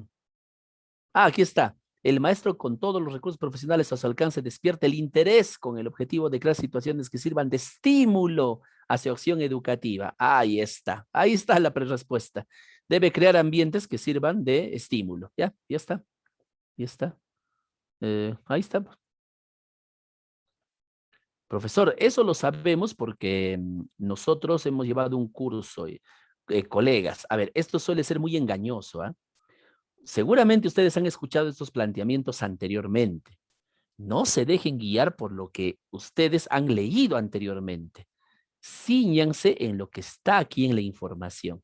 Puede ser que nos den una respuesta engañosa, una alternativa engañosa, para medir si estás aplicando tus conocimientos anteriores o estás comprendiendo el texto. Ojo, ojo. Recuerden que esta es una pregunta de comprensión, no es una pregunta de cultura general, tampoco es una pregunta de conocimientos pedagógicos. Recuerden esto, por favor, colegas. Y hay algunos colegas olvidan esto. No es una pregunta de conocimientos pedagógicos. A ver, aquí nos debemos guiar lo que dice el texto y punto. 20.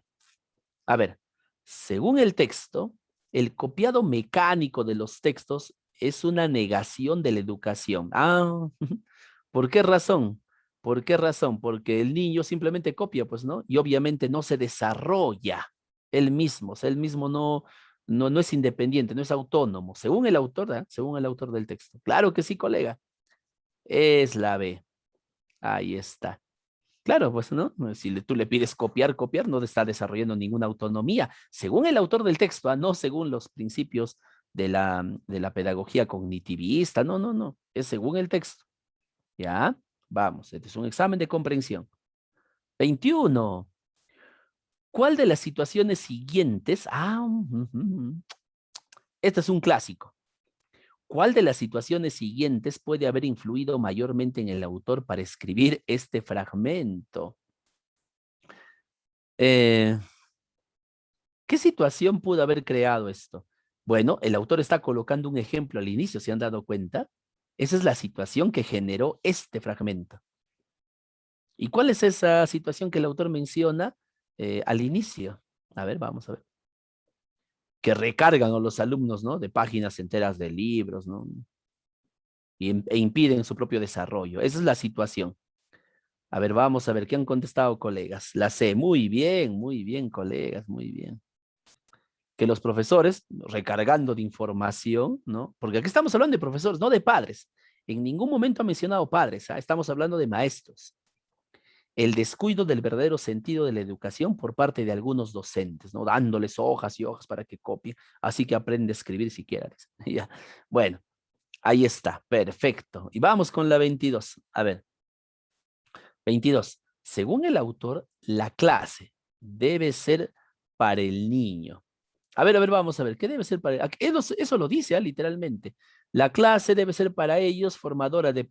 bueno, ya. Esta es una pregunta literal, pues no hay nada que decir, colegas. Creo que está de más ya leerlo.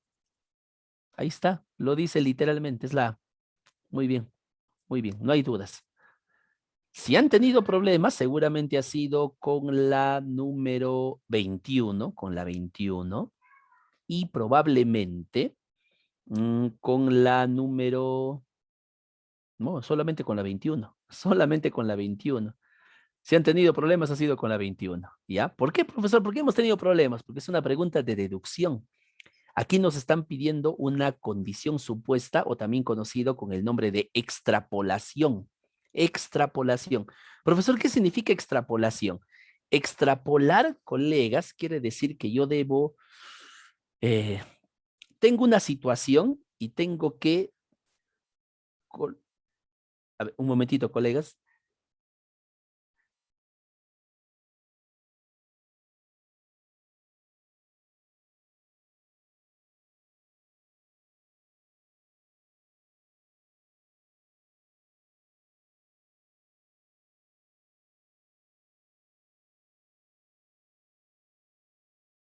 Muy bien, a ver, disculpen una emergencia familiar aquí, pero ya, bueno, todo bien. Em, claro, sí, en realidad estaba fácil, colega, sí, en realidad es entendible el texto, ¿no? El problema a veces son las preguntas, como les decía. Miren, vuelvo a este punto de la extrapolación. Extrapolar es cuando yo tengo una situación determinada en un contexto y la aplico en otra situación.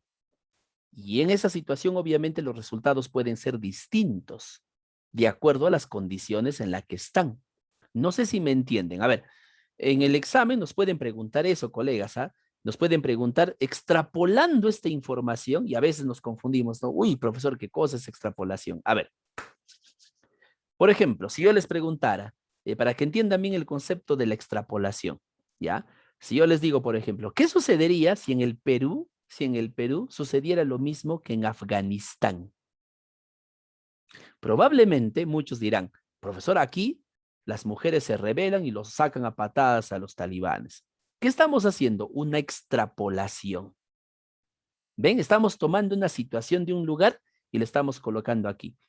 ¿Qué hubiera pasado si si el atentado del 11S no hubiera ocurrido en las Torres Gemelas en Nueva York, si no hubiera ocurrido, por decir, en la casa de Pizarro en Lima? ¿Hubiera tenido el mismo impacto que en Nueva York? Obviamente que no, hubiera sido totalmente distinto. ¿Qué estoy haciendo? Estoy extrapolando.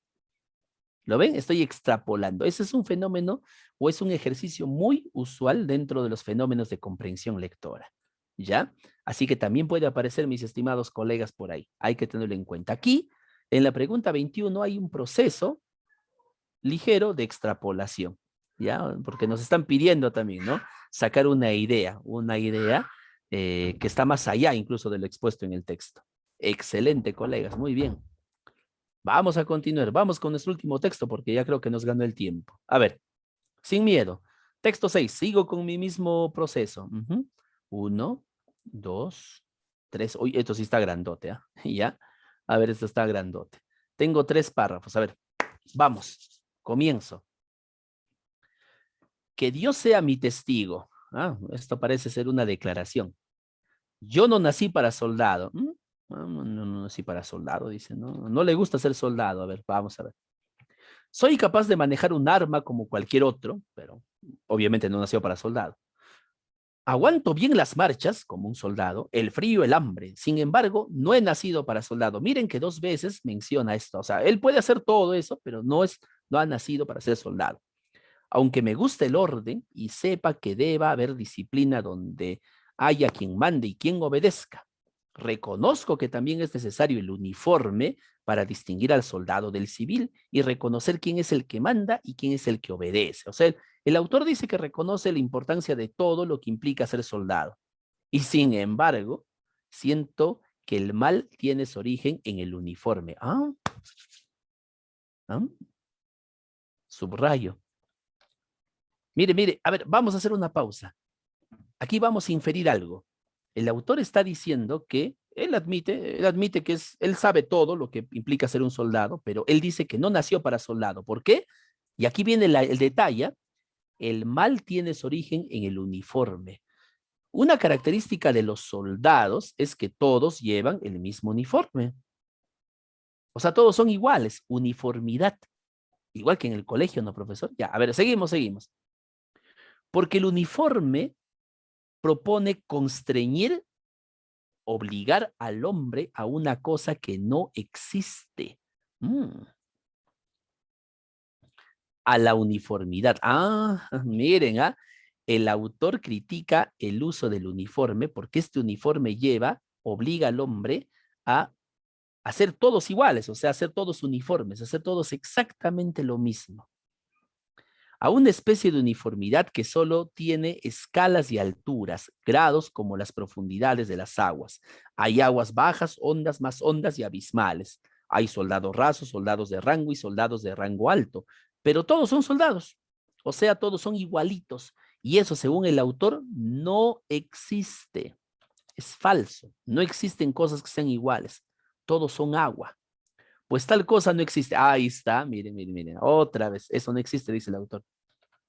Por eso es lo que está en contra. Él está en contra de qué? Del uniforme que representa la uniformidad. Y la uniformidad es algo que no existe. Los hombres no somos agua. No se puede volcarnos en un balde y decir, esta es su sección de soldados, o echarlos de una tinaja y decir, esta es una compañía, o mezclar todos y decir, ejército. El hombre no es como el agua, que es igualita, ¿no? Cuyas gotas son iguales. El hombre es hombre. Cada hombre es un ente distinto, particularmente diferente de todos los demás y no puede ser amalgamado por medio de ninguna clase de operación. O sea, no puede ser unido, ¿no? No puede ser unificado como si fuera agua. Pero como justamente esto es lo que el uniforme quiere alcanzar, por eso está en contra del uniforme, y en eso le ayudan el mando y el adiestramiento, el hombre trata de avenirse a él como puede, o sea, trata de ser igual, cuando obviamente eso no existe. Se envuelve por dentro con un barniz que corresponde al color del uniforme. Se disfraza del color del terreno, como suelen decir en lenguaje militar, ¿no? El hombre trata de ser igual, ¿no? Bueno, hacerse uno con la naturaleza. se rodea de una caparazón interior de un caparazón interior y se refugia dentro de él, para que sea todo igual, ¿no? Tarde o temprano, así hacen todos los que llegan a ser soldados, o sea, se vuelven igualitos, ¿no? Para ser todos iguales. Los afortunados y de naturaleza prudente más pronto. Los obstusos, o sea, los tercos, seguramente como el autor del texto, y menos afortunados más tarde, porque sufren, pues, ¿no? Ya, no quieren ser iguales y por eso sufren. Pero junto con el uniforme exterior, tienen que crear en todo caso también un uniforme interior para su propia defensa. Si no, sucumbirían en la vida militar. Miren, ¿ah? No basta con el uniforme exterior, según el autor, sino que necesitan tener también un uniforme, entre comillas, interior, o sea, interiormente sentirse iguales. Si no, simplemente no podrían soportar la vida militar. El texto nos ha hablado de la posición que tiene el autor con respecto a la uniformidad, representada por el uniforme del soldado. El autor está obviamente en contra de la uniformidad o de la igualdad entre todos, porque simplemente el ser humano no puede ser igual, no puede ser uniforme a todos. Y es un concepto que no existe. Sin embargo, los soldados tienen que someterse a eso, ¿no? Ya tienen que someterse a eso. Y si no lo hacen, los más tercos, como él probablemente, sufren. Van a sufrir, pues van a sufrir. ¿Ya? En cambio, los que son más endebles, rápidamente, pues, ¿no? Se adaptan. ¿Ya? Pero no es suficiente un uniforme exterior, ¿no? Una charretera, una camisa, sino que también tienen que tener un uniforme interior, dice. ¿Ya? Para que no pierdan en la vida de militar. ¿Ya? Muy bien, bastante sencillo, ¿no? Listo, vamos con la 23. Dice, básicamente, el texto que constituye. Bueno, el texto, si nos damos cuenta, el autor está haciendo que está criticando, claro, está criticando el uso del uniforme, ya. A ver, bueno, creo que lo dije, ¿no? Se me escapó. Ya, pero ahí está. Una crítica de la tesis de la uniformidad. Muy bien, muy bien. Eso estaba fácil. En el texto, el término sucumbir tiene el sentido de, a ver, vamos a ver. En todo caso, también uniforme, si no sucumbirían en la vida militar, o sea, no podrían ser parte de la vida militar, pues, ¿no? ¿Qué sentido tiene sucumbir? Sucumbir, si buscan en el diccionario, lo van a encontrar como fallecer, seguramente lo encontrarán como fallecer, pero colegas, aquí tiene otro sentido. Si no tienen un uniforme interior, sucumbirían a la vida militar. Claro, colegas, fracasan, pues, fracasarían, ¿no? Fracasaste, pues. No fue suficiente tu uniforme exterior, sino también tienes que tener un interior, si no, fracasas. Muy bien. 25. Un enunciado incompatible con el pensamiento del autor. Ah, incompatible. Quiere decir que un enunciado que no se ajusta a lo que el autor ha planteado. A ver, ¿cuál sería? A ver, al hombre lo define la diversidad. Ya. El ejército uniformiza a las personas. Bueno, según el texto, sí, sí lo hace. ¿Eh? Estamos hablando de un argumento que está en contra, colegas, de lo que dice el autor, que no se ajusta a lo que dice el autor. Ojo, ojo, ojo. La B es algo que el autor dice, ¿ah? La B es algo que el autor dice, ¿no?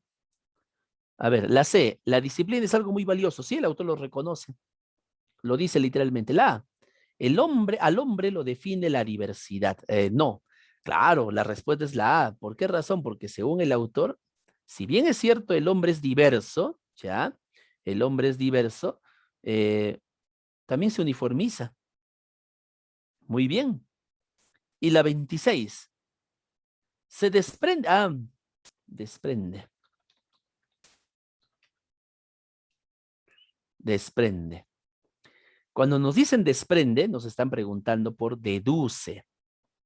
Del texto se deduce que el uniforme interior, esto no lo dice, ¿no? En el texto, pero yo tengo que suponerlo. ¿Sirve para qué? ¿Sirve para qué ese uniforme interior? El uniforme exterior sirve para que todos nos veamos igualitos, ¿no? Pero el uniforme interior también es necesario, dice, ¿no? Pero ese uniforme interior, ¿a qué se refiere? A que cada soldado debe mantenerse como. ¿Cómo debe mantenerse cada soldado? Para que no fracase. A ver, vamos a ver respuestas. Claro que sí, colegas. debe mantenerse individual, particular, si no, cae, pues. O sea, no es suficiente con que todos sean igualitos por el exterior. Interiormente es imposible que sean iguales, por eso cada soldado debe mantener su propia individualidad a pesar de la uniformidad en la cual están. Y la 27. Si el autor considerara que los hombres son como gotas de agua, o sea, igualitos, si el autor considerara que los hombres son iguales, ¿no? Iguales, entonces, ¿qué pasaría? La B estaría de acuerdo con el uniforme, porque el uniforme justamente estandariza. Muy bien, colegas. Creo que estuvo un poco difícil, creo, algunas preguntas. Creo que la 26 es la que más problemas nos ha traído, probablemente, ya, porque nos pedía deducir, ¿no? Nos pedía deducir, y aquí sí era un poco más complicado. Pero junto con el uniforme exterior tiene que crear en todo caso también un uniforme interior, dice, para su propia defensa, si no sucumbirían en la vida militar. Esa defensa de la uniformidad obviamente se entiende como el uniforme interior, y algo que está en contra de la uniformidad, ¿qué es? La individualidad. Ahí estaba la deducción. ¿Lo ven, colegas? Muy bien, perfecto.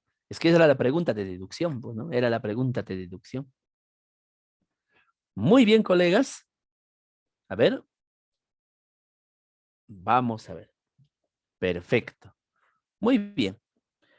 Eso sería todo, creo que sí, eso sería todo en relación a la práctica dirigida. Se les está dejando, colegas, también una práctica, perdón, un simulacro, así que ustedes pueden ingresar y pueden estar realizando también ese simulacro. Por favor, practiquen, lean muchísimo. La lectura, de todas maneras, va a agilizar su mente, ¿ya?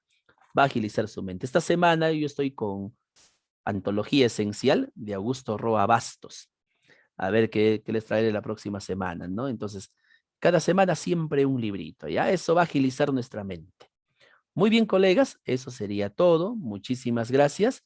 En la siguiente semana vamos a seguir teniendo prácticas dirigidas de la misma naturaleza, repasos y, por cierto, vamos a tratar el tema de la lectura crítica, colegas. Y ahí sí necesito que estén, pero bien concentrados porque esto tiene su técnica, ¿ya? Muy bien. Muchísimas gracias, colegas. Son todos muy amables. Muchísimas gracias. Gracias, profesora Reimer. Muchísimas gracias, doctor Luis Apolín. En el nombre del Centro de Alto Rendimiento, las infinitas gracias. He estado concentrado las 2 horas. Excelente su exposición, el compartir con los colegas. Sinceramente, hay estrategias, colegas, que tenemos que ir afinando, ¿no? Exactamente.